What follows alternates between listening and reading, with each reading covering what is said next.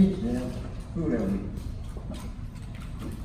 God, for you all that did not know, in 1998 I was diagnosed with non-Hodgkin lymphoma cancer.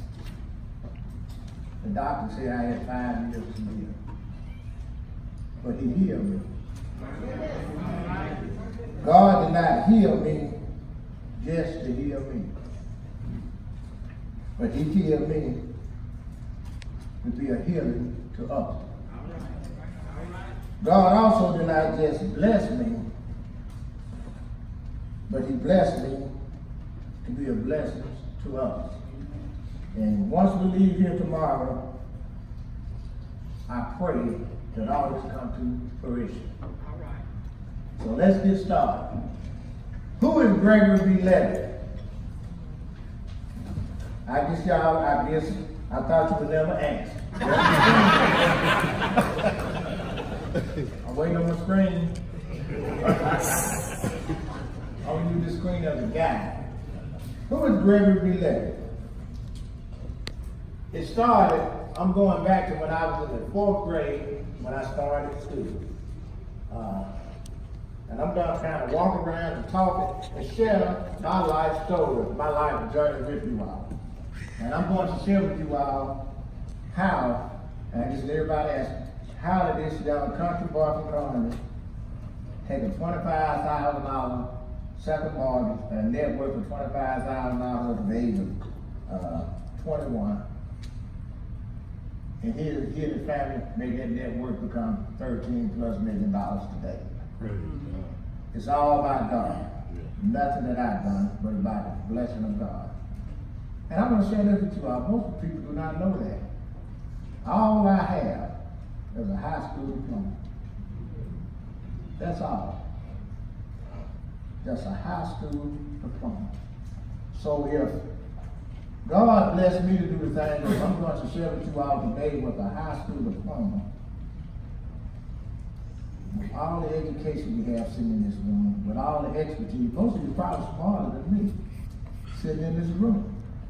But I tell people, favor ain't found. It's like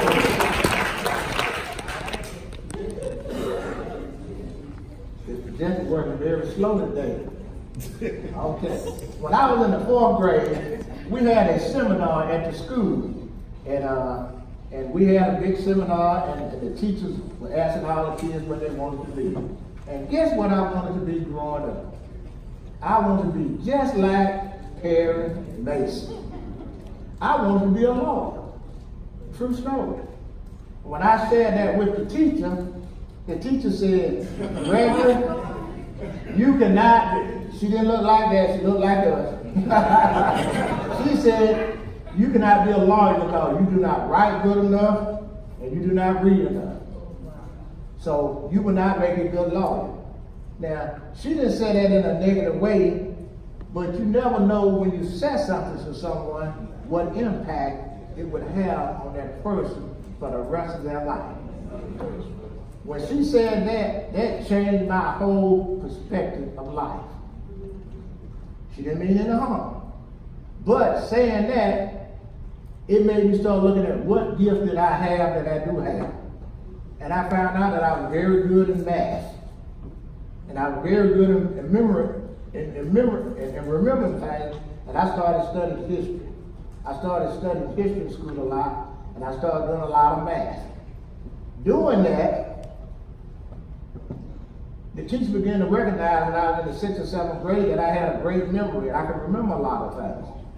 And as time grew on, since I had a lot of mouth and I did a lot of talking, I started seeing my development and my communication skills. When I started doing that, the teacher started recognizing. You see me there, I think I was in about the 8th grade there. If you can't see it well, but I had on a jacket and a tie. When I was in middle school, didn't have middle school in my school. You went from the 1st grade to the 12th grade in one room. The school was about 500 kids, 1st grade to 12th grade, no kindergarten, no preschool, you just started 1st grade. I started wearing a tie to school when I was about 10 years old. I wore a necktie to school every day. But you know what that done? I stood out from the rest of the kids. So the teacher started looking at me for leadership. To the next slide, please. So with that, I started getting involved in school activities. We had a small school, but it was only two activities they had in the school. That was the basketball team and the band. We did not have a football team, we didn't have a baseball team, because the school was so small, and they had a school choir, chorus, and I couldn't sing a lick, so I knew I couldn't go there. So when I was in the 6th grade, they started a band, a high school band, and my dad was involved in his youth trombone, and I started playing trombone in the school band. And so you know, if you play in third seat, and anybody knows anything about music, that's the worst position in the group. True story. So I played third trombone in the band, and every time the band director go out of the class, I'd be up clowning and dancing, and and having a good time. And so one day he caught me, and seeing how the attention that I was getting from the other kids. So he told me, "You're not that good on trombone, so if you like to dance, I'm gonna put you out front." So he made me drum major of the high school band when I was in the 11th grade. So then, here I am leading all these kids all over the school. Also, with me wearing that necktie to school every day, my home teacher in the 7th grade said, "Well, since you want to look like a leader and you want to talk like a leader," my teacher appointed me as president of my class.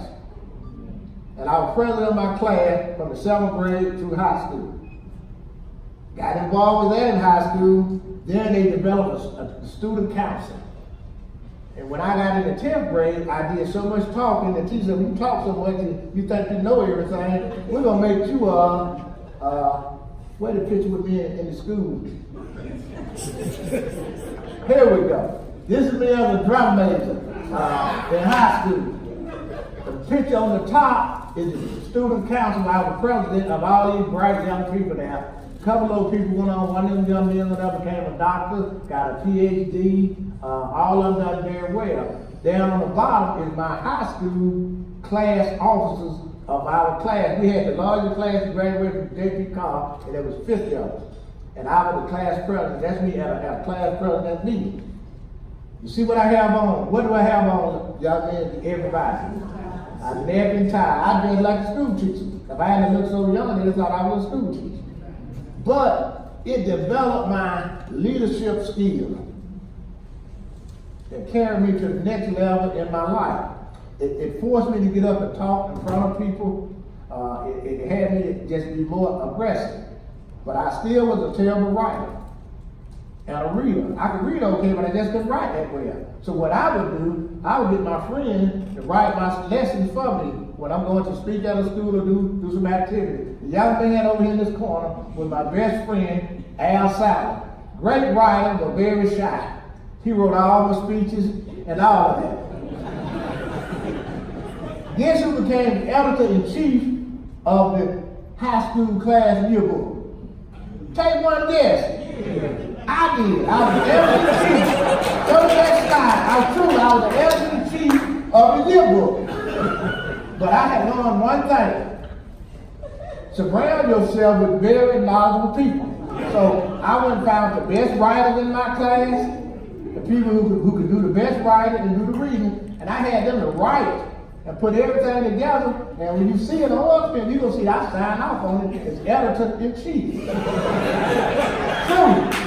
So it ain't how smart you are, it's who you surround your people with. So this started to develop me, the next slide, please. This started to develop me to the next level of my life, what I wanted to do. So trying to fast forward, I went on and when we got ready to finish, when I finished, went to the school band. We had 50 kids to graduate. I'm probably out of 50, I'm probably number 25. I'm kind of in the middle of the road. As I stated earlier this morning, I didn't make the honor roll. I didn't make no beta team. Didn't do any of those things. But I did graduate.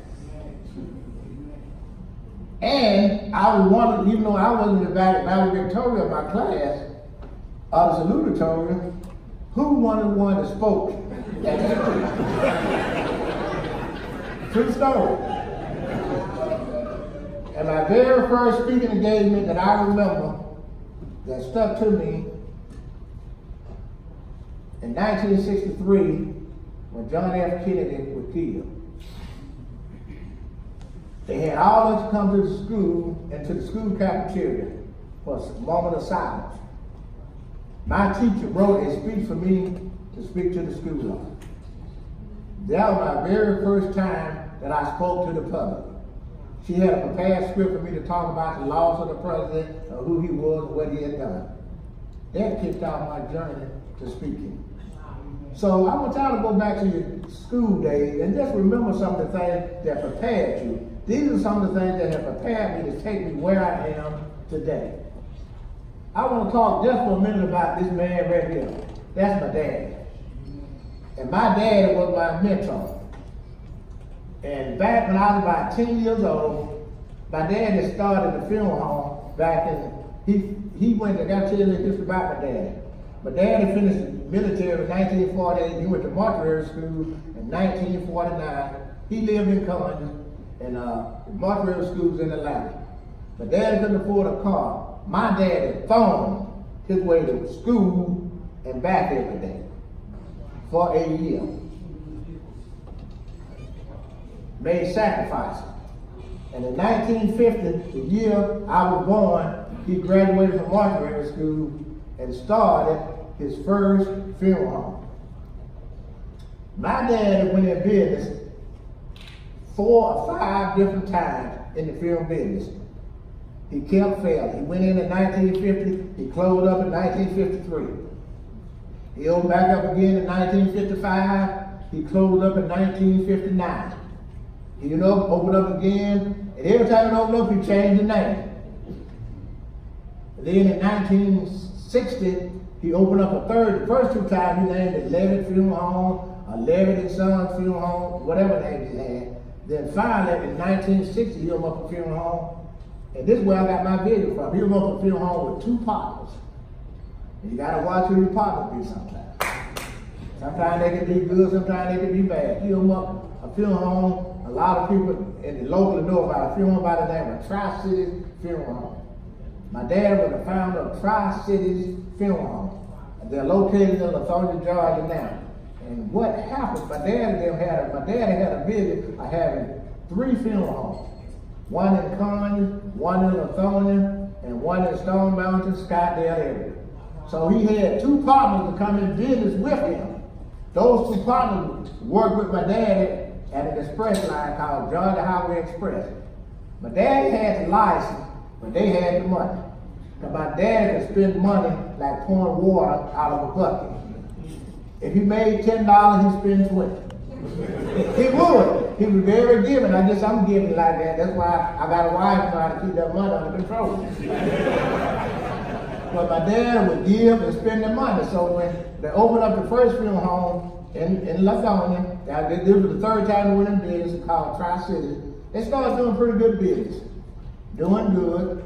And my dad, they got so busy, my dad started missing a lot of work from his job, trying to take care of the business. But the other 2 guys, they didn't miss work from their job, so my dad ended up getting fired from his job. So he had to hustle part-time, and they were very successful about the first 3 or 4 years. They bought land in Stone Mountain or Scottsdale somewhere, and they bought property in Conway. Right where my dad's old funeral home was now is a property they bought in 1962. While they purchased that land, my daddy was an entrepreneur.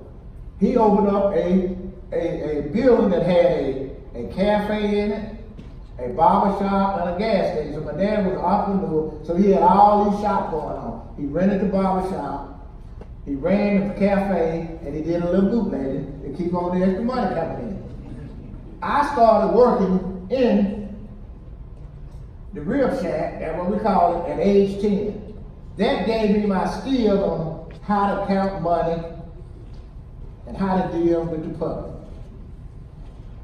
by working in that cafe. Can you imagine working in a cafe, sitting behind that counter, and you count change? So I learned all those skills that they were teaching me in my class. I started applying it to the cafe. So I became very good with numbers. And I could just remember all kinds of numbers and do all kinds of great things with it. So people began to recognize that with me. So when I was 12 years old, I wasn't making no money at my dad's funeral home, and I was making no money at the gas station. He just fed you. So I got a job during the summer at age 12 on a laundry truck. Back in the old days, the laundryman would come to your house and pick up your clothes, take them to the cleaners and bring them back. I rode in that laundry truck during the summer. During the summer, I had an opportunity to meet a lot of people all over the Cab County. So I'm just growing my knowledge on how to deal with people and deal with people's personalities. So it helped me to develop the skill to when you reject it, know how to receive it in a positive manner. I went on from there, and when I was 14 years old, my dad went out of business again. Bless his soul. So the last time he went in business again in 1965 with my son, the funeral home that was here on there, the Young Funeral Home. He went in business with his partner again, Larry the Young Funeral Home. My dad had the population and the community skills in the community, but he didn't have the money. So his partner put up money to help him go back in business. But my dad was shackled. They were making a lot of money, but he didn't know how to negotiate a contract. So for them 4 or 5 years they was in business, my daddy didn't make no money. So they finally broke up that relationship. And finally, by the grace of God, you cannot give up. He kept on trying and trying and trying and trying. And growing up, I seen all his failures. But my dad had never gave up. He had cafes, he had all kinds of business. He never gave up. So finally, he was successful. And by 1971, by 1968, he opened up his business on his own. And he started doing well. And he done very well up until the day he died. So he was very successful, but he taught me a lot of things not to do that he done.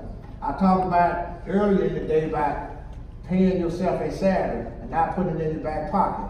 That's all my dad knew. If he had a $500 funeral, well, $200 went back to the funeral home, $300 went in his pocket. So he could entertain his friends and everybody else. And when it came time to pay them bills, he didn't have the money. So after about 20 years of failure, he succeeded. So I don't care how many times you have failed in life, there's always an opportunity for success. So by 1971, my dad was successful. When I was 14 years old, it came out with these new stores called Mini Mart. And it was rented in the hood in the black neighborhood. So this guy was there by the name of Robert Needham. Robert Needham's family were the Moons and Connors. His brother-in-law was the Grand Marshal of the Ku Klux Klan. True story. So he needed someone to come to work because it was kind of in the black neighborhood but at the white neighborhood.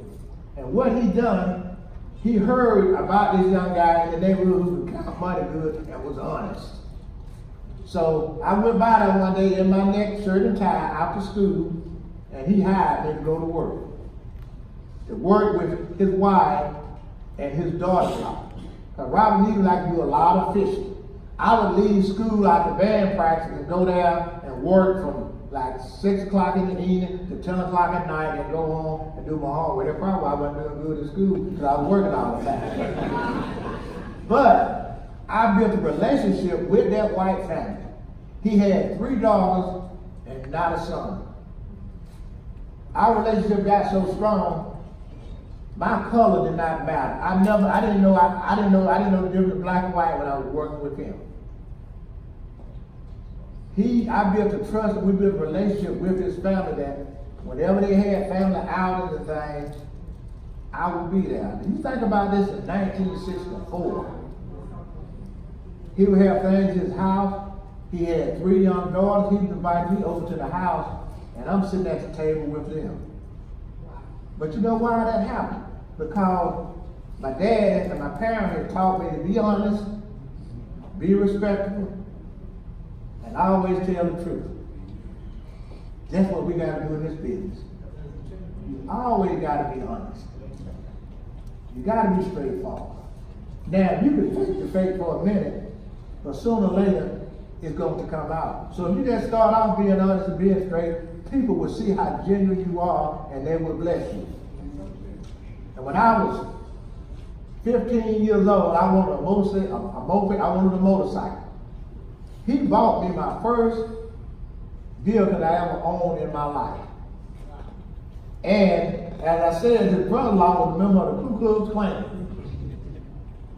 But when I got around him, he didn't have no mess.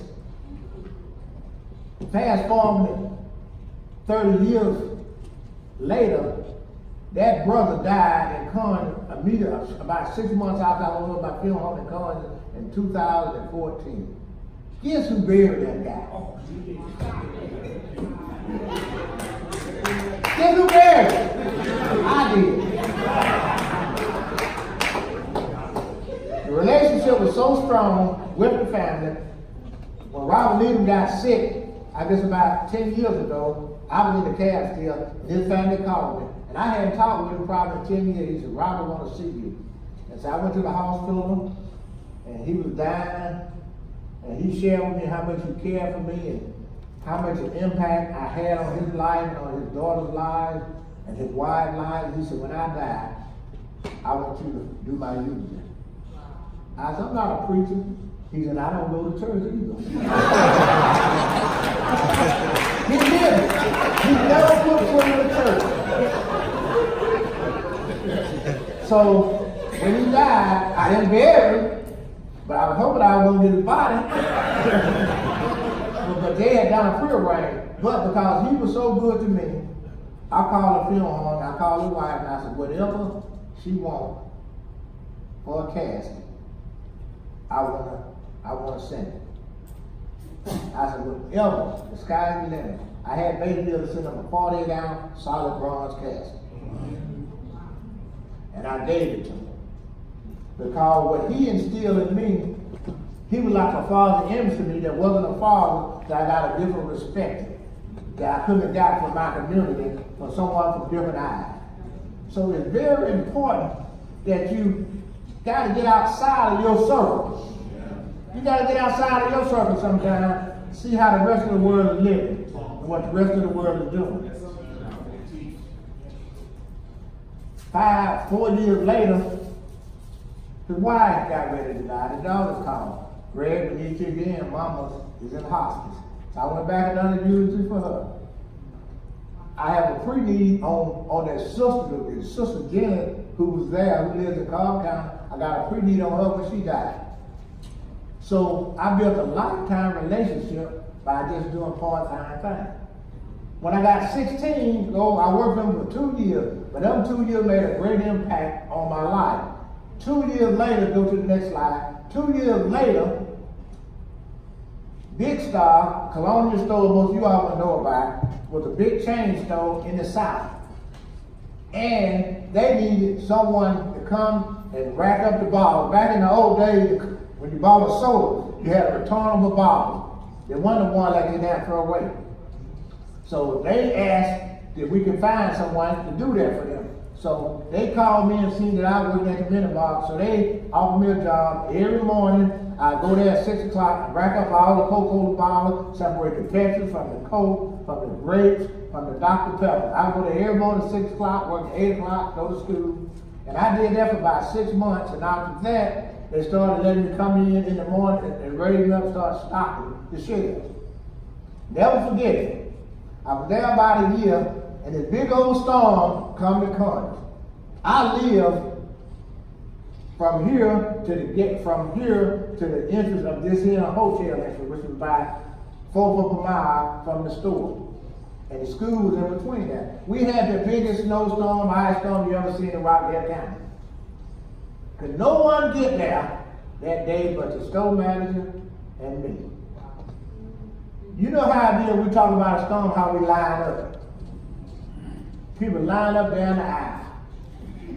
He had me come up there and start bagging up the groceries. He said, wow, you're good at bagging up groceries. The line kept getting longer and longer and longer. And I told him, I told him, I forgot the guy's name, but I told him, I can run the cash register too. He said, you can. So he put me on the cash register because I started bagging their own groceries.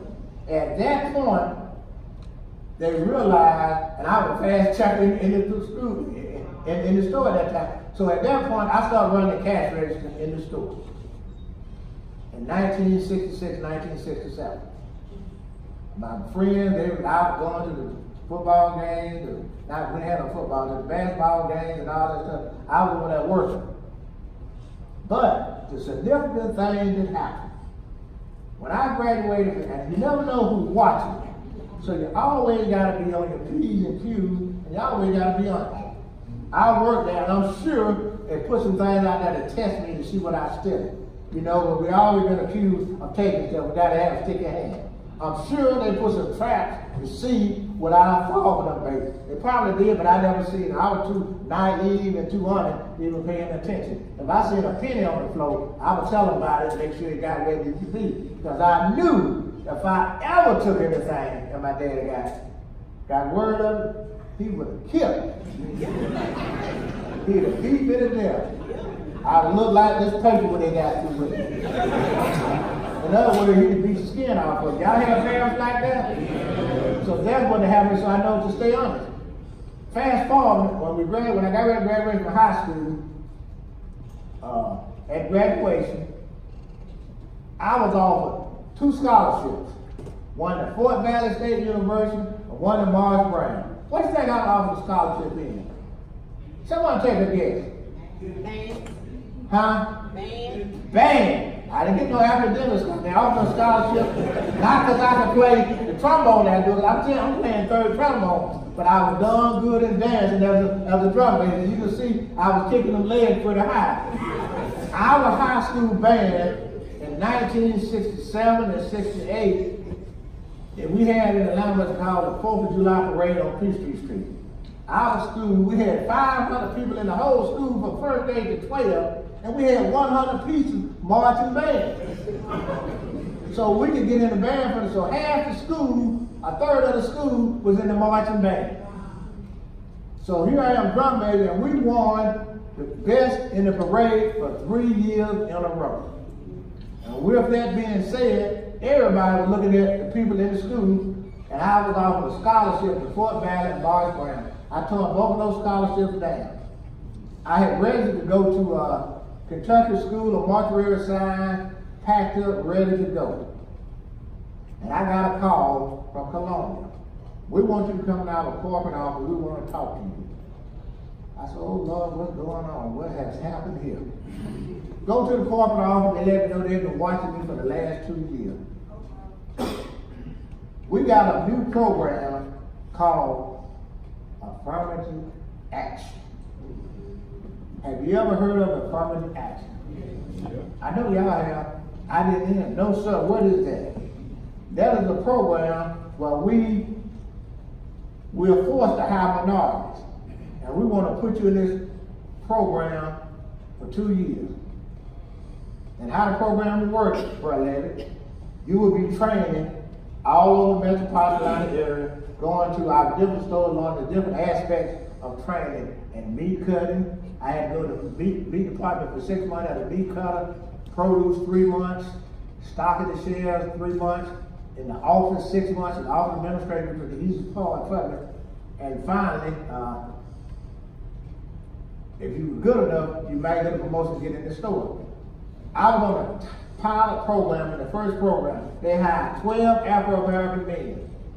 4 of them had college degrees. 4 of them had 2 years of college or more, and 4 of them were directly out of high school.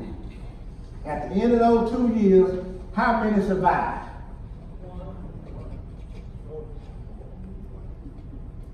2 for 6 months. At the end of the program, guess who was left standing? Gregory B. Levett. True story. So I got my first store in 1970 at 1599 Memorial Drive. 20 years old, making $125 a week. You know how much money that was in 1970? A school teacher was making $80 a week. But one thing that Robert Needham had taught me, just a white guy, and he told me to get married, and I'll tell you good buy your house. Invest in your house. And I didn't think that much about it then. Why need a house? Go to the next presentation, please. You need to invest in your life. So, I got to go back. So they missed that. When I said I did this video, in 1969, let me go back a step before I'm in the management training program. My wife mentioned in the video, I met her at my graduation. She came with my brother and left with me. She's been with me 50 years now.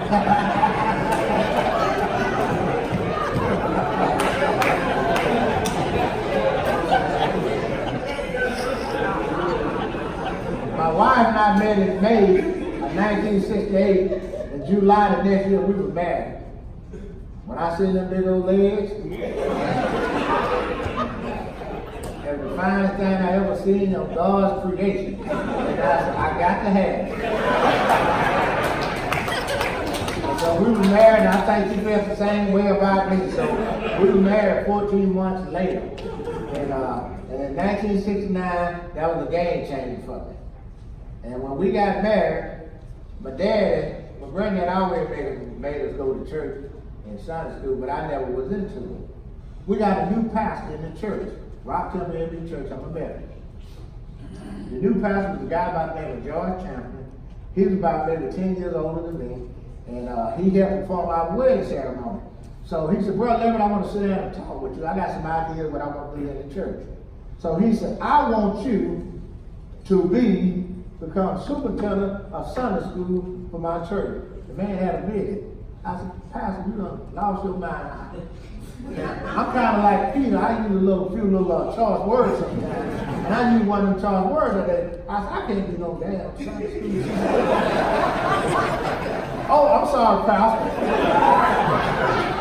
He said, I just got married and I ain't got time to sit down and read no Bible.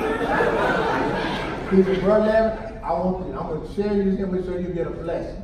He said, I want you to be superintendent of Sunday school for a year. Just do it for a year. And if you do it, God is going to change your life. I said, okay, Rev, I think about it. And I said, okay, I'll accept that. I went on to become superintendent of Sunday school, and I served as superintendent about 18 years. It forced me to read the Bible. I read the Bible through about 4 times in full. So that's when I started reading. I never read a whole book in my life other than the Bible.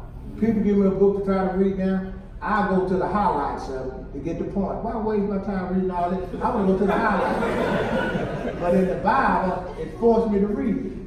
And in that Bible, I grew that Sunday school. The Sunday school class was larger than the church membership. We had about 50 or 75 people member church. I had almost 200 kids in Sunday school.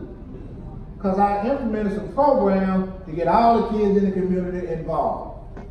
5 or 6 of those kids went on to become pastors and preachers in the community.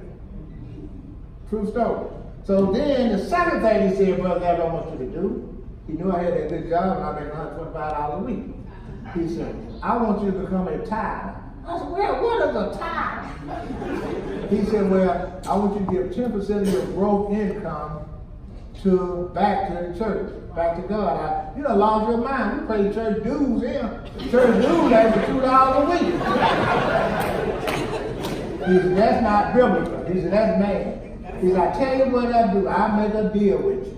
He said, if you will tithe for 1 year, and if your finances are worse off after a year than what they are now, I will give you back the money, all the money you lost. My wife and I started tithing 30 days after we got married. We were married 49 years on July 27th. We have not missed and sing a tithe since.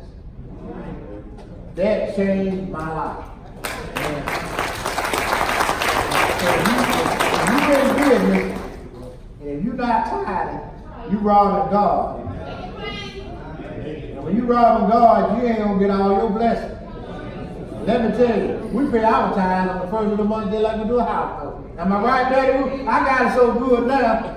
My church got my American Express card. And they take out my tithe every month.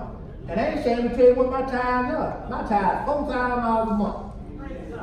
It's more than that. Oh, it is, that's right. The tithe then was given. To do your tithe, then you got to give your offering. So just at my church, what I give a year, Miss Reagan? A year? Uh-huh. At least 90 to 100.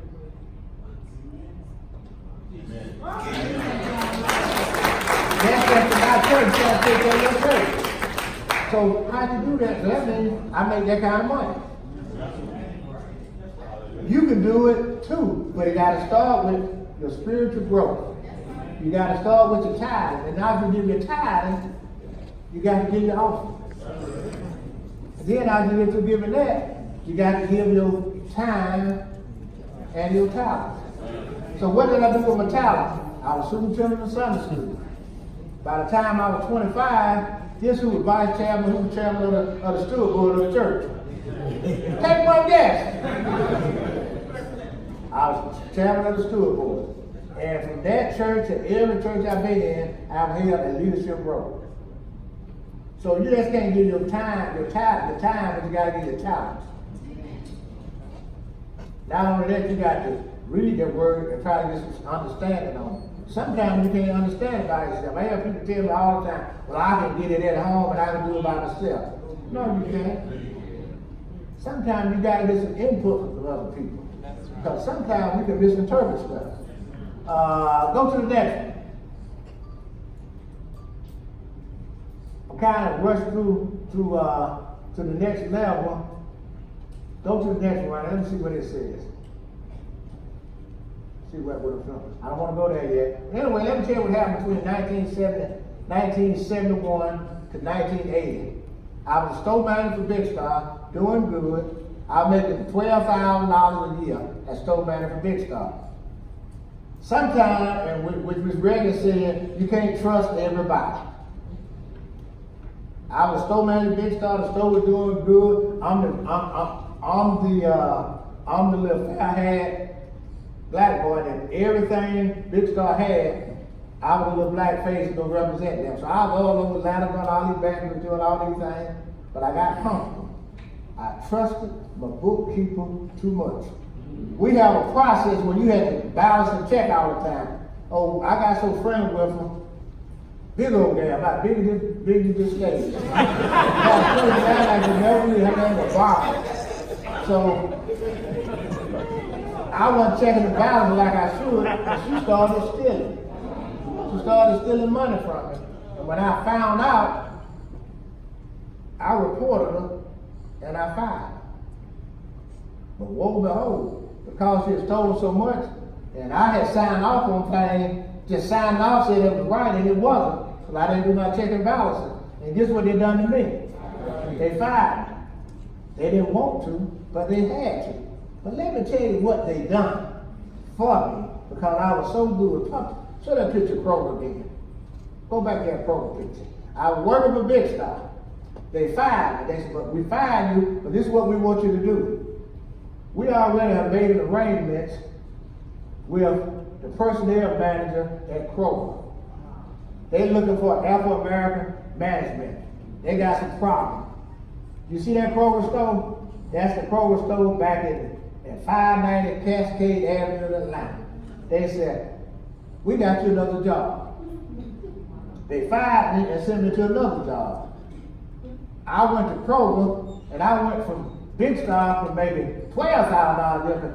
Kroger was a larger chain. They hired me at $15,000 a year. True story. So I matriculated, whatever y'all want to call the words, at Kroger 1971 to 1976. I I thought this was my career. I said, I got it made now. By this time, I'm making $25,000 a year, getting $3,000 or $4,000 bonuses. I'm buying new Cadillacs. I'm buying new cutlasses. I'm buying antique cars. Ben and I were traveling. We always traveled. We were traveling, having a good time. My wife was working part-time. She never had to work a full-time job because I made such good money. I wanted her to be home when the kids got home. But one thing that my wife put in place, she didn't believe in credit cards. Credit cards weren't that popular then. Everything was their way. She would save.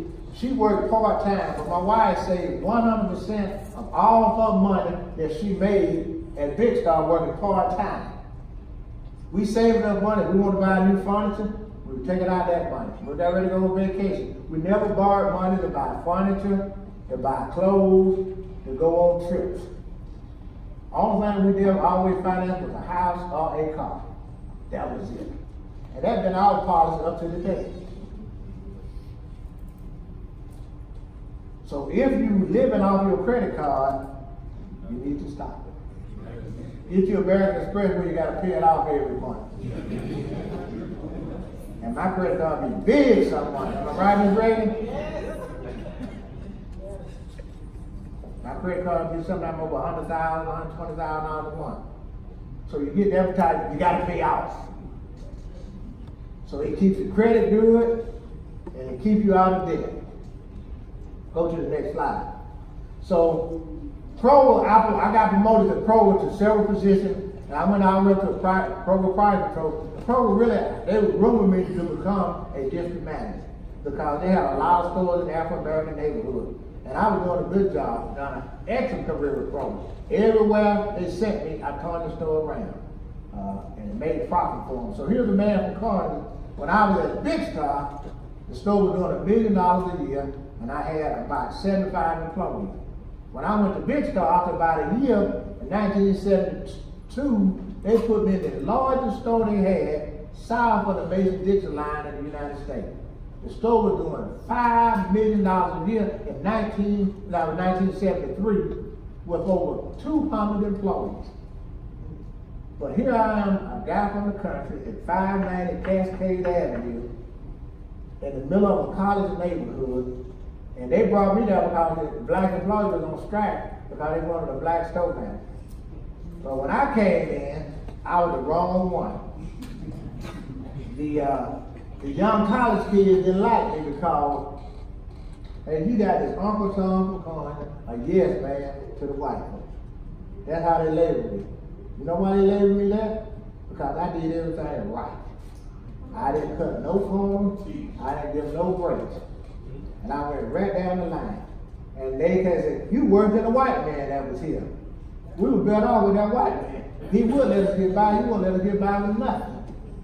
And I got born out of that church, so they at that school, at that store, so they promoted me to going around, open up new stores. I opened up new stores all over the state of Georgia and South Carolina. And I was assigned to Augusta, South Carolina, to open up a new store. And that's when Levett started walking. They would give me an apartment to go live there, and I would come home on the weekend. Levett started walking when I was living there. We were living in North Augusta. I had my house in Coney, but we were living in North Augusta. So I thought that was going to be my career. So God always got a different plan. I'm in my store about 12 o'clock that night, about 11 o'clock that night, getting ready to go home. And the guy walked in the store with a gun. Put it to the head. And he said, open the safe, I'm going to blow your brains out. And guess what? As the store manager, two people to open the safe. I knew the combination, but I didn't have the key. So I said, oh Lord, I couldn't leave him. Everything inside of me left. It did. Everything inside of me left.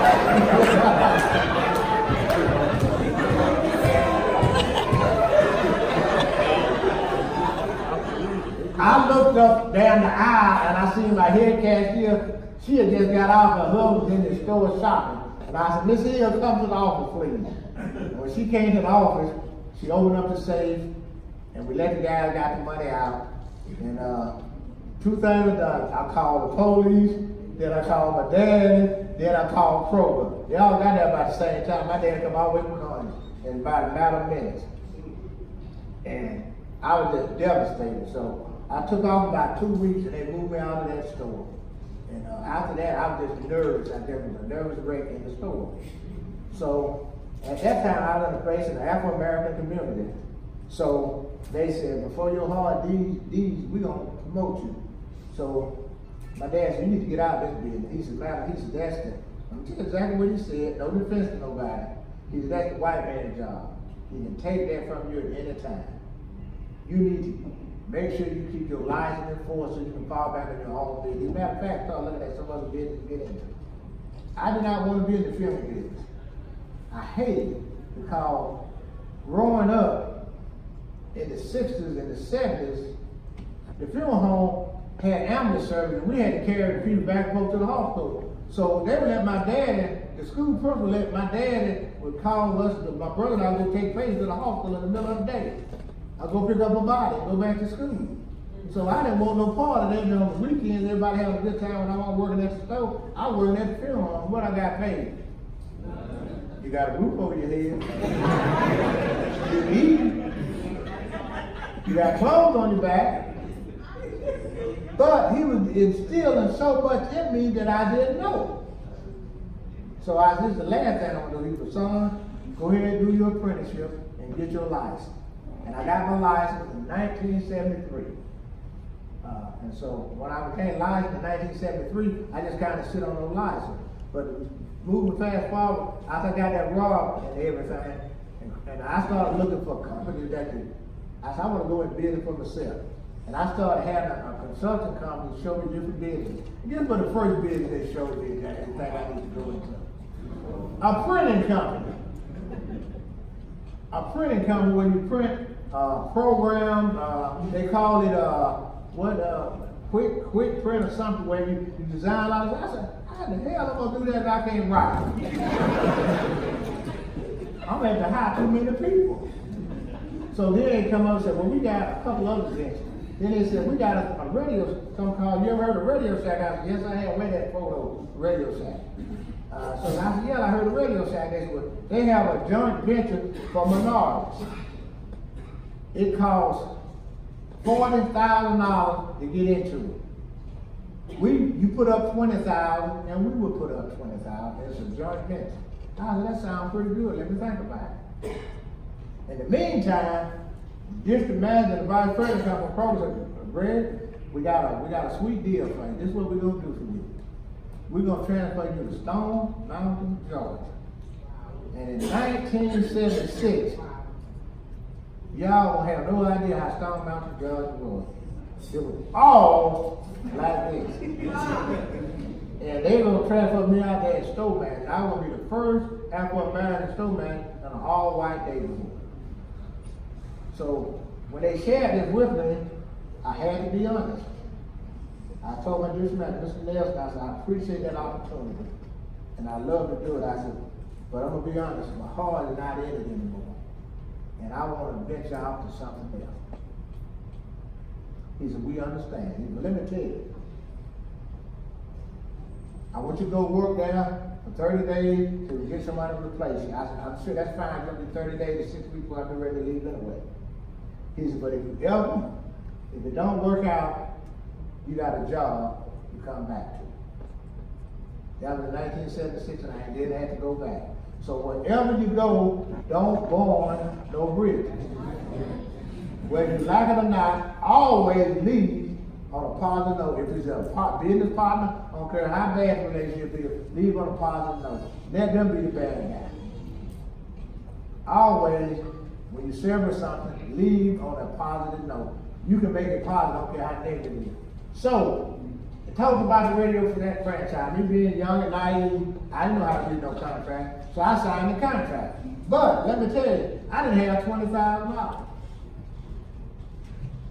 So I said, well, I'm going to get $20,000. But let me tell you what I had joined. I had joined the Rock Dead Chamber of Commerce. I had joined several other organizations. I ran for school board. You didn't think of me running for school board. Can y'all imagine? But I was a leader. I ran in the school board in 1976. At that time, Conyers was only about 20% African American. I won the Democratic primary in 1976. And this is the year that Rockdale County changed from a blue county to a red. And I got beat by 70 votes by this Caucasian guy who was a McDonald's manager. He couldn't write as good as me. I'm talking well. But he was elected, so I decided, but it gave me recognition. And I got built a relationship sitting on the chamber with a banker by a guy by the name of Hershey Overcast. So he had watched me, and a guy by the name of Gil Davis. So I went to them and told them about what I wanted to do, and they looked at my portfolio and they said, you really don't have no package to buy this.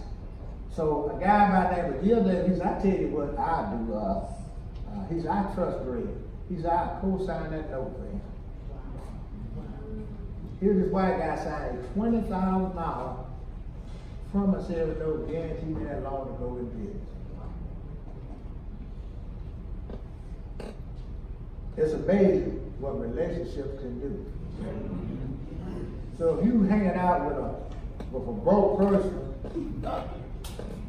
all the time, what can you get for them? Broke. Well, if you hanging out with somebody, and say if you're hanging out with a very person that's spiritual, you can't do nothing, let it grow on you. You're gonna grow on them, they're gonna grow on you, on anything you do. So why hang out with big bats when you can be an eagle? So I was hanging out with all these guys, and I was the only dog spot, maybe one other guy in the crowd.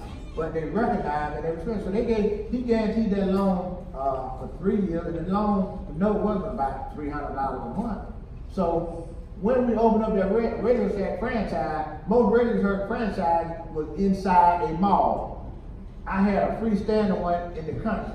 So they said this store won't do probably $50,000 a year. He made $10,000 or $15,000 a year.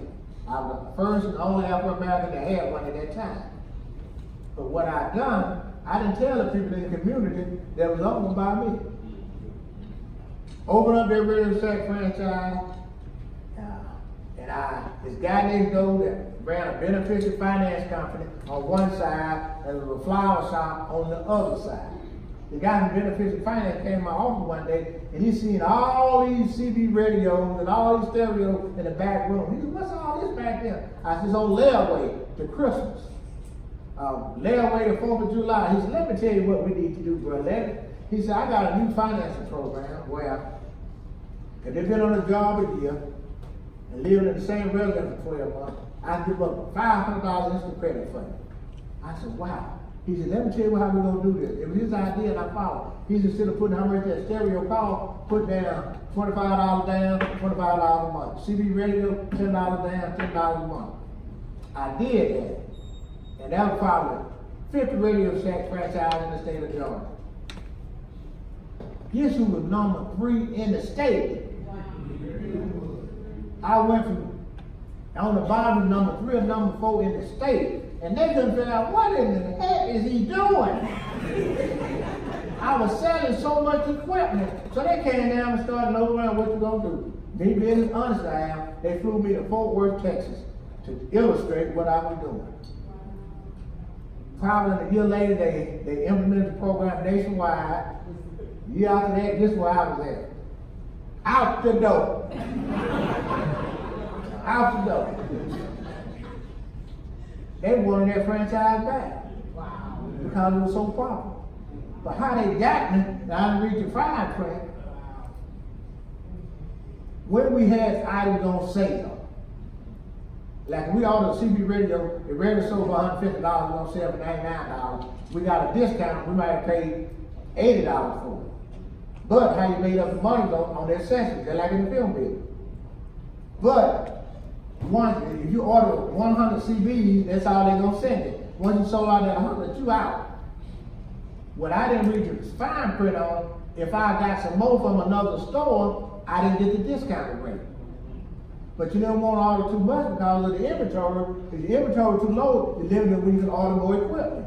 So I started off, I think I'm gonna sell 100 of them, I would order 50. I didn't give them another store. And sure enough, that's what I was doing. I called the radio station, Stone Mountain, get another 50, 25. After about 3 or 4 months, when I finally got my bill, it was double what I thought it was going to be. Because I done sold a CD for $98 and it cost me $120. So it don't take long to get yourself in debt. So they come to me and say, we'll let you out of this. We'll give you your original money back, but we want the franchise. So that's what I done. I gave it up and got my $20,000 back and got Bill Davis released off of that note. At that point, I said, well, go to the next slide. I said, this is not for me. I don't need to be in no franchise. Never, ever again.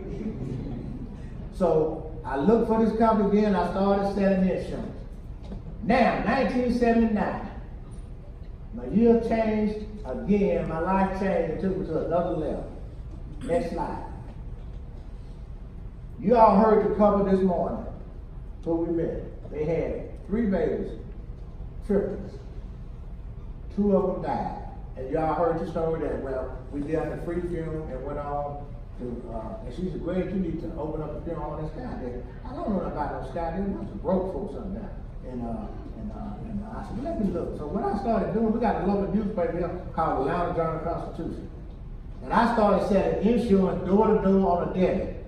Because I had read half of this book about a guy by the name of Horace A. Ward, who was a white firm in the DeKalb County who built a tremendous business, and he did it by selling insurance, door-to-day insurance. I said, he did it, let me just sell a little insurance just to make a living. And why I started selling insurance, I would go to my dad's funeral home and see them $1,000, $1,500 checks. I said, this ain't a bad thing, yeah.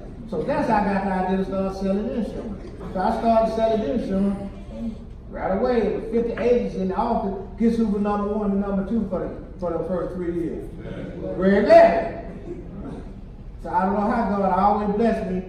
If I couldn't be at the top, I'm gonna be fighting like hell to be close to it. Because I was very competitive. To make a long story short, I started reading the paper and I started checking off every day. There's 3 deaths in Scottsdale, 1 in Stone Mountain, 1 in Decatur, and 1 no funeral home in Scottsdale, and 1 no funeral home in Stone Mountain, and 1 no funeral home in Clarkston, and all these cities within a 3-mile radius, and 1 no funeral home in Tucker. And you'd have nothing but a whole bunch of people look like us. I said, dog, that's about 100 deaths just right here in Scottsdale, and Stone Mountain, and Clarkston, and Tucker together. But all of them were going downtown Atlanta to the funeral home in Decatur, but they didn't like him. Because they said he was too high. They was all going to a funeral home. He'd be one of the biggest funeral homes in the city. All going to the funeral home in Colorado. That's where everybody was going. But the funeral home, they didn't have a vision to expand to follow their base. So here are all these people going all the way downtown Atlanta. So I started reading the paper. I said, you know, if I could just keep my job and bury 1 body a week, this would be a good part-time job for us. So I prayed about it, go to the next one. I prayed about it, and I went to my wife, and I went to Betty, and last but not least, I went to God, and asked him to show me what to do. To the next one. Okay, keep it right there, keep it right there, keep it right there, that's okay. So we decided, let's go for it. So at that point, I started looking for a building to put my funeral home in. You got that picture of that old building? I made it come up in a minute. You go to the old building. Go 1 more. And we'll come back to that. See that building? See that tree? Tomorrow, when we go on our tour, I'm going to show you that tree. And that's how that funeral home, that's how that building looked when I started. And that's why in that video, Reverend Salah said, he done lost his mind. But the story about this here building here, several people had been in that business, and they had kept, you can go back to the other one now, they kept on saying that there was a ghost in the building, the ghost running everybody out. And I said, oh, this is where I need to be. It's full of ghosts, I want to be their friend. So, when I found the building, the man was asking $20,000 for, go up a little bit higher. The man was asking $20,000 for the building. I could not afford no $20,000 to pay for no building. but I wanted the business. So, go back to the other for a minute, Ryan. Go back to the one with the building. So, I knew I didn't have no $20,000, so I had went to my bank to get a loan to try to start the funeral. I got turned down 7 or 8 times. So finally, my banker said, what else you got? You got a house or anything? I said, yes, sir, I got a house. He said, how long you been in it? I've been about 8 or 9 years. He said, have you ever had a parade? I said, no. He said, this is a picture taken last week, but you should have seen this house in 1971. I had it built, custom built for my wife and I in 1971. I paid $22,500 to get the house built. The house note was $166 a month. And people, my dad, you crazy as hell, pay $160 a month for a house. That time, people paying $50, $75 a month house note. So it was unheard of to pay $166 house note. So the bank said, I tell you what, they appraised my house. And they said, your house worth about $50,000. So it grown $22,000 to $50,000. He said, you got a net worth of between $25,000 and $30,000. By this time, I done paid the building down about $12,000. He said, we're going to give you a second mortgage. What is a second mortgage? Well, we're going to give you a loan on top of that loan. They gave me a second mortgage for $25,000 for 5 years at 12% interest rate. That second mortgage cost me $525 a month. But I went to my wife, went to my dad, went to God, and she said, let's go for it. My wife working part-time, so she said, I tell you what I do, I work full-time till we get this paid off. So my wife went from working part-time to working full-time. So what we done, we stopped. I didn't pay myself a salary, I didn't take no money out of it. Before we went into the business, all of the car notes and debts we had, we paid it off. Everything except for the house. But at that time, when I got ready to go into business, I was driving a Lincoln Continental Mark V. I had a 1977 Lincoln Continental Mark V. I had a 1976 Oldsmobile Cutlass T-top. I had a 1955 truck. Oh, I had them. So what we done, Betty and I sold the Lincoln, I sold the Cutlass, I sold the truck. My wife, we went and bought a Ford, the little Ford, it was a district manager kind of program, a Ford Fairmont. Then I went and bought me a Datsun B210. True, we got rid of all the debt. On that Ford that my wife bought, we paid cash for it, and I probably had a $40 a month car note on a Datsun B210, and I was on insurance debt. So now, I'm pretty well debt-free other than this house and that. So my wife could afford to keep all the bills up, because we didn't know how business was going to be. So when I got ready to buy the building, I couldn't buy it. If I bought the building for $20,000, you seen that building, go back to it. What would $5,000 do with that building? I had an uncle who was a contractor. He worked for Mars. So he said, I can fix the house, only like take 6 or 7 months. I said, okay. So we took that, I went to the man and told him I cannot afford to pay, go to McDonald's. I cannot afford to pay, go to the next slide. I cannot afford to buy this house. So I worked out a deal with him. A 10-year optional lease. But I didn't know how to negotiate, so going forward, I want you all to know this. So I told the man, let's work out a 10-year, give me 10 years to buy the property. So he said, I tell you what I'm gonna do, I'm gonna help you out. He helped me out, so he helped me, I was desperate. For the first year, the rent was $100 a month. Second year, $200 a month. Third year, so it went on like that for 10 years, but at the end of 10 years, I was paying $1,000 a month rent. But I was growing the business, so he helped me out. He did not start the payments for 9 months till I got the building open. So he worked very well with me. But what I failed to realize, of that $25,000, I spent $18,000 of it remodeling his building. So I got no credit for that equity. So here's a building that was falling over because it was a pretty good lot for $18,000. In 1989, 1990, I got ready to buy the building, the property. Guess how much it was appraised for? $100,000. Wow. And guess who made it grow to that value? I did. So here I am. I want y'all to count $1,000 a month first year, that's $12,000. Next year, $24,000. The last year, now $1,200. By the last year, I was paying $12,000 a month for rent. So I had put in there probably $40,000 rent over 10 years, plus the $18,000. And now I got to pay $100,000 to buy the building that I fixed. So that's one of the things you all got to watch out for. When you start negotiating going forward, especially these purchases, negotiate your investment. Make them have a percentage of your note. If you got a $1,000 note, you want to have an option in there that say, hey, 75% or 60% of it go as a down payment on my building. If I opt to buy it. So if I don't buy it, you keep it. But if I buy it, you send me the building, negotiate that fixed rate then, not at the rate in the future. Because more than likely it's going to go up.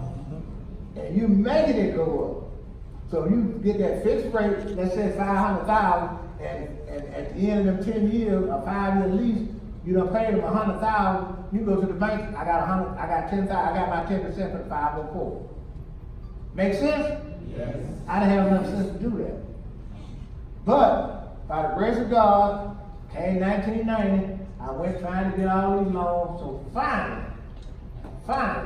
after all the negotiations, my banker told me, you need to get a CPA. At that time, I was keeping my books, and I had a little jack-legged bookkeeper that was doing the taxes income. They weren't certified. They just booked got it, filed the taxes. He wasn't bootlegging. He came up and he done my taxes. Nice guy, Cleveland Star.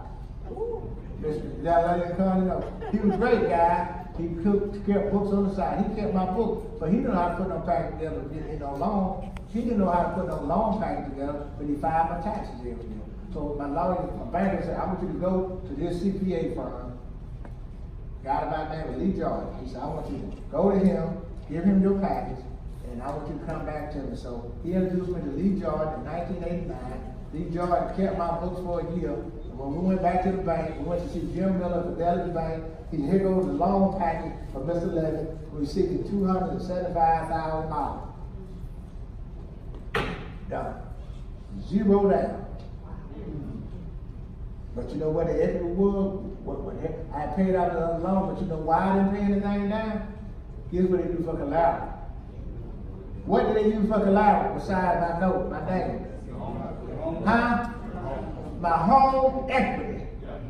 So I use that home equity to get into the business. Now, if you're afraid, let me tell you, if you ain't willing to risk everything you got, you don't believe in it.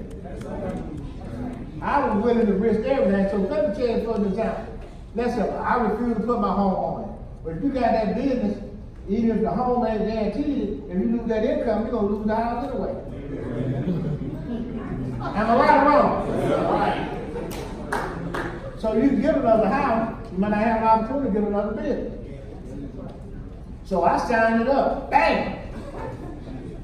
So they gave me and I paid that high interest because I was desperate. I got a $275,000 note, loan. That was just enough to build the building. When I went in the door, I had $0, maybe $2,000. Here I am trying to get over with no money to operate with. My wife working full-time job, and I'm selling insurance. Go to the next slide. So what I had to do then was, I had to get this business quick, real quick. By the grace, you can see here, this is the actual groundbreaking of that film home, the new building. The guy standing right there, Jim Miller, he's the founder of Fidelity National Bank. He retired. He gave me my first major loan. But he always charged me high interest rates. But he never tore me down once I got that CPA. So I kept that loan for about a year. I had that loan for 15, it was a 25-year loan, 20-year loan. But God take care of children and food. I don't know which one I was. I think I was one of the children, and he trusted me. In 1991, a year after I got that loan, a new black bank opened up in town by the name of First Southern Bank. They opened up on Panola Road, and they couldn't find no black folks to lend no money because they didn't qualify. They were catching hell trying to give out loans. So this guy by the name of Gregory, who owned Mercedes-Benz Bughead Company, he's a Greg, said, why don't you let us refinance that funeral home for you? And Greg, let me tell you the truth, I was catching hell that first year. I didn't have money to pay the help. That first year and a half, I didn't have money to pay no taxes. I didn't have money to pay the insurance on the building. Some things I needed to get finished. When I bought the funeral home, all I had was just that little funeral home spot. There were 3 more lots next to that the man was leasing to me. Well, the building took up the 100,000, but the other 3 lots was lots. Well, my partner was, I was renting that still. So he said, you're doing pretty good with that. Look at your portfolio. I said, okay. They had a board meeting in a week. They came back. They said, we'll let you have up to $500,000. Did you hear what I said? I said, where do I sign? That got me out the hole. So I think they ended up borrowing about $450,000 from First Southern Bank. It paid off Fidelity Bank. It gave me the money to finish buy the rest of the property, and I went from about 12% interest rate to about 7.5%. So my note was about the same. So God take care of His children. And I tied all the way back to what? Tithe. And I was still, at that time, I was still superintendent of Sunday school. So it all tied itself back together. So I got that loan, and after that, we went to John. I got to go, and the business kept going, go to the next slide. The business started going faster and faster. And by 1985, the business had grown so much. In 1983, I still being at one a week. I was up about 75, 80 calls a year. Right up 100 calls by 1983. I had to make a decision. I was making about $50,000 with the insurance company, but I still had to pay myself no salary at the funeral home. But I had to begin to accumulate a little money. So I had to make a hard decision. So Betty said, let's go for it. Go ahead and quit your job and put your full time at it. And I walked away from that $50,000 a year job. You talking about a joke of crying? I walked away from the job and went out on faith. And I trusted God. I said, if He did it for him, He'll do it for me. Walking on, we got so busy. In 1985, I was hiring all these people. They didn't have their hard end. And my wife, we talked, and I said, it's time for you to come in. In 1985, my wife quit her job and walked away. We always kept her job, so we have health benefits and stuff like that. So when we talked about all these things, we talked about all the things we were going to lose. So we set up a salary for us at that time and health benefits. Did you hear what I'm saying? And health benefits. And that's when I retained the lawyer to start reading over all my materials and make sure I was doing everything right. I didn't make no decision going forward without a lawyer, but I still hadn't got my CPA yet. So my wife started working in the funeral home, and I she been there a year. She said, I need to go to mortuary school. So she went on to mortuary school and got a degree. So we got that being really rolling then, and about in the mid-90s, we went from about $1 million a year to about $2 billion a year, about 2000. But in 1998, when I got sick, SCI had come to me wanting to buy my company. In 1998, I think they offered me, what, $2.5 million, $3 million in there? Yes. And that was a lot of money. And I thought about selling because I thought I was going to die. But someone would not let us do it. But what God was doing, He prepared me for the next one. 1998, I had one funeral home doing $1 million, $1.5 million a year. 2 years later, when I went through that sickness, I never stopped tithing into church. I made my wife to drive me to church when I couldn't drive. The minute I could start driving, I didn't miss a Sunday. I didn't miss a meeting. I was chairman. I had left my home church with my wife home church, and I was head man in charge. And I never released my duties as sick as I was. But you know what God done? He came back and blessed me because I trusted him and I didn't stop tithing. Amen, amen. And I had built my portfolio up, but by this time, and Leland had got me good and in good financial shape. And that's when I met Miss Gregory around 98, 97, when I was 98, when I was president of the association. I told her, you need to come work with me, girl. She wasn't paying me no mind. And I asked her that for 2 years, and finally, she said, I think about it. And we got together. And we've been married since then, since 2001. But what happened, when I moved to that next level, we started expanding. When I said you guys didn't have the right partner, I had bought another building next door to the funeral home, and but I didn't have enough money to get to where I wanted to. But I had the idea, and I had a first cousin who said, Levett, I want to be in the flower business. Let's get this business. Let's go to business. So this building was for sale for $35,000 next door. So the man agreed to finance 100% of it. So I said, I tell you what we're gonna do.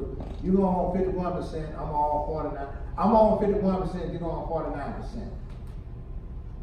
So they financed, but the building needs to be remodeled. So I said, I tell you what, cuz if you renovate the building, and there was room for 3 apartments and a flower shop. I said, once you remodel it, I'll let you have that revenue from all the rental property for the first year, and you don't have to pay no rent for the first year. We was popular from 1990 to 1999. I paid all the property taxes and I paid all the insurance. I never got a dime out of it. I always had an excuse. So finally, Scotland has grown to a point that we need to expand. So with me, with my short vision at that time, I was looking at expanding that building next door. But what I need to do is tear that building down for parking. So I told my cousin, now this is the plan I got. We're gonna tear down the flower shop. I'm gonna add you a flower shop onto the funeral home. I'm gonna add on the big old chapel. He said, who said I want to do that? I said, you don't have a choice. He said, I do have a choice. I said, I'm the majority owner. He said, show it to me right. Oh. Didn't have it in right. Gotcha. I said, okay, do it. So we were getting ready to go to court. He was suing me to stop it from me expanding and putting him out. 3 days before we were supposed to go to court, let me tell you, he worked for Georgia Power, and he was an electrician. 3 days before we were going to court, guess what happened? Somebody take a guess. Huh? I could hear you. Now the building caught on fire. There was an electrical fire in the building. We don't know how the electrical fire started. So I thought he tried to say, if I ain't gonna have it, he's gonna burn it up. So it caught fire. We done paid the building down to about maybe $20,000. But God take care of his children. I heard y'all tell a few minutes ago, I paid the taxes and insurance on the building. Guess who named the insurance? Guess who named the insurance company? And guess how much the insurance company had the building appraised at? They had the building appraised at $65,000 or $75,000. So guess what they done? They wrote me a check for $75,000. But there was a catch. He said, you're going to still have to buy me out. So I had to give him $50,000 to go away. But that's okay. I took possession of the building. And the building was still half born out. Y'all don't like this.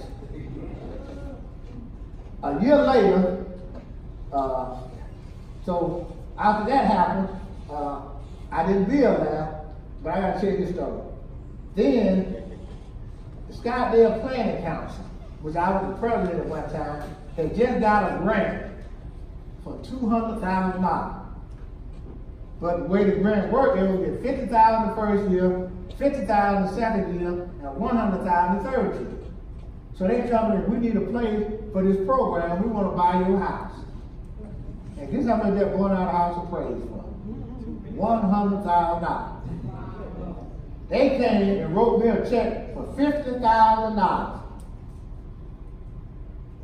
as a down payment on the house. And they supposed to pay me the other balance in 12 months. Guess what? They messed up all their contracts and they didn't get their $50,000 next year. So this is what you think happened in '99. They defaulted on the loan and I got the house back. So here I am, I got $50,000 in the house paid for, and I got the check sitting there. House still sitting there to this day born out. Moving fast forward, after I couldn't get that done, I went to, I started looking around the damn town to build a second location. So people were saying, this is in the hood, Levett. You're not going to do any more business ready in the hood. By this time, I'm doing $300 a year in Scottsdale. I'm like, where the heck is Scottsdale? Scottsdale is not a city, it is a community. And then you sit in the middle of nowhere, you need to get on the main highway. So I started looking on Covington Highway, Panola Road, the major highways in the city. Then I had a friend call me, he said, guy called real late, his wife worked in this day, guy by the name of Levett Lincoln. His name, you know that funeral home that the Asian built down on Flat Shoal Parkway, the Asian woman, she built it there, it's a black folks front for it. She wanted to sell it, built it in 1997. They had $2.2 million invested. It was 8,500 square foot building sitting on 8.5 acres. And 3 or 4 funeral homes tried to buy them. When they opened up, they were doing business like crazy for about 6 months. And once they got open and they found out the Asian owned it, and the black guy didn't know how to he knew how to do film, but he didn't know how to do the bookkeeping. So all these Asians started coming up watching their money. Then the people started seeing them, they stopped using them. So they went from about 80 calls that first year, they had about 10 the next year. Whoa, so when the Asians had money, so they wanted to get rid of it. So I went to my banker, and I told him what I was looking at, and my banker approved me for $1.5 million 7-8 plan. A young friend of mine who I graduated from high school with. And I got pre-approved. So I went to her and offered $1.4 million cash. And I could close in 30 days. She said, let's go for it. She made me put up $50,000. She said, I'm going to take you over $50,000. I know you can't do it. We closed in 29 days. And the funny story, Lanier had to tell this. We got our sign made, and about midnight that night, Lanier laid in bed, he said, we're going to close tomorrow at 12 o'clock. At 10 o'clock in the morning, that's going to be our building. Let's go put the sign in tonight. I said, we can't do that. But we go on it. We got out of our bed, tell them there, we got out of our bed, went to the doctor's place at night, pulled their sign off the people funeral home, and put on the Levett funeral home. We ain't on the place yet. True story. We went to the closing and closed out, and we celebrated. We get back to the funeral home about 12 o'clock, and this man drive in, and he said, I want to look at y'all facility. I didn't know y'all was here. And walked around, and he was surprised to go to some funerals and stuff. I gave him a price on the funeral, and I got through with him. He said, well, my mother up here on Board Road dead. I want y'all to go pick her up. 2 hours after I closed, I get a body. I said, how did you find out about it? He said, I knew y'all was in Scottsdale, Mr. Levett, but I tell you the truth, I was heading to Donald Trumbull on 2nd Avenue because you all was too far. But I seen your sign, and I turned around and come back.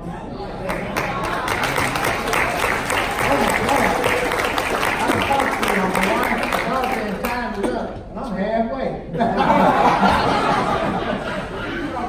So, but I got that first call, and we did 29 calls the first month we was open on Flat Shoal Parkway. 29 out of that chapter, and we never looked back. So tell me God ain't good. So we opened up that, and then we went from the last year I was at Scottsdale by itself, we did 339 calls, and we did $1.3 million. Go to the next slide, record. I'm going to speed up a little bit. Go ahead. Always what you gotta have a bookkeeper, a CPA, a lawyer, and you gotta do your marketing. Go to the next part.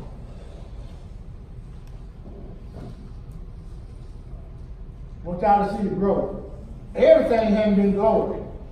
I'm gonna share a story with you. By 1987, I was at a stadium visit. I'm feeling my Cheerios, I'm big shot in brown hair, got a little money in my pocket, and had 4 or 5 bodies at the funeral home. And Neil was there, and I had bought this phone system, AT&T, one of my outlaw phone systems, and things a little tight.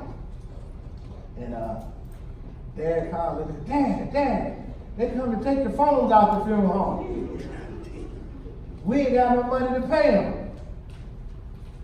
Lynette was smart. He wasn't about 17, 18, but he knew I had a relationship with one of the ministers in the community, which the guy my godfather. I buried him 3 weeks ago. A guy by the name of Bishop C.D. White.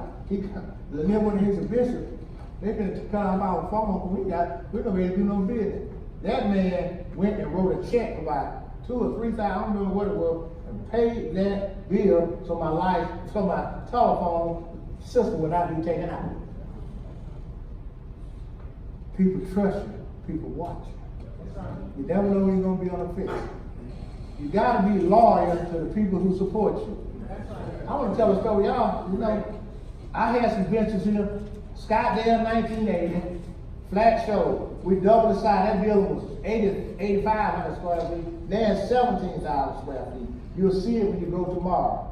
This funeral home here, it was doing 350 calls a year. It still do 200 calls a year. This one would do 800,000. In 2003, I was doing a lot of business in Gwinnett County. Somebody said you need to open up in Gwinnett. My daughter-in-law, my former ex-daughter-in-law, found a piece of property in Lawrenceville, and I had went to the bank and they had approved me a loan for about $1.2 million. She gonna find me a property for $1 million. I said, Lord, I'm gonna pay $1 million for a piece of property. She said, Mr. Levett, this is on a major highway in Gwinnett County. The bank was up to loan. I went back to the bank and told them about the property. We negotiated the property. The property was 7.5 acres.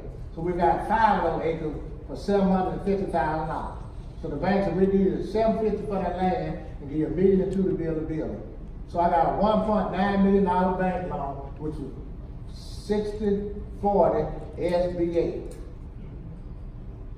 But I still had to use collateral. This is what I used for collateral at that time. The Scottsdale funeral home. That's okay. If I couldn't pay for this, I'm going to pay for the other. So I had to put up Scottsdale along with the SBA loan. But I got the building. This funeral home do about 400 calls a year. 2008, I was at a seminar, doing a seminar downtown Lawrenceville. The guy, the white guy, he used to buy this funeral home up in Beaufort. And people tell me to go to Beaufort. So I had an opportunity to buy a funeral home up in Beaufort. Because they had a crematory and a lot of black folks up there. So I went to the bank, I got another SBA loan, $1.5 million, and I was up there in Beaufort. And Lord, that was a bad investment. I lost an average $250,000 a year for about 4 years, and the last year I began to make money. But I needed it because I wanted to own my own crematory. And what happened, one day I'm minding my business, and my CFO in here, she could tell me, she was there, I got a call from these goddamn Crow brothers. They said they want to talk to you, they want to buy the film. I let somebody jive with you. So finally, I called the guy, 2 or 3 times. He said, I want to meet with you, Mr. Levett. He said, I'll meet you anyway. I'm meeting in Scottsdale. He said, we trying to open up a crematory up in the area, they won't let us. And we own a cemetery, we own a funeral home, they won't let it put it to us. You 5 miles from us. We used to use this crematory before you bought it. When I bought it, they stopped using it. We want it. I said, not for sale. He said, anything for sale. I don't know about that. He wrote down a number. And guess what number he wrote down? $1.5 million. I owe $1.1 million on it. So, hallelujah. I walked out with $400,000. And I took that $400,000 and see that crematory? That's where I started the cremation care in Georgia. But did I use that money? Hell no, I put that money in the bank. I put that money in the bank. But let me tell you how I got this loan here. Let me tell you how I made this deal on this here. See, I gotta go when you hold up the flag on it. We're gonna talk about a lot of this tonight, round table. We're gonna finish this up tonight around the round table. But I was looking for a place to rent for a crematory. I ride all day to funeral home there in California. And I went to this building, and I seen the sign, so I called the guy, told him I was interested in leasing the building.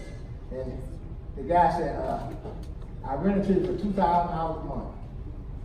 He said, but I'm sick, and I really don't want to rent it, I want to sell it. I said, what do you do? He said, and we talked about an hour and a half, he asked me a whole bunch of questions. And he said, I like you.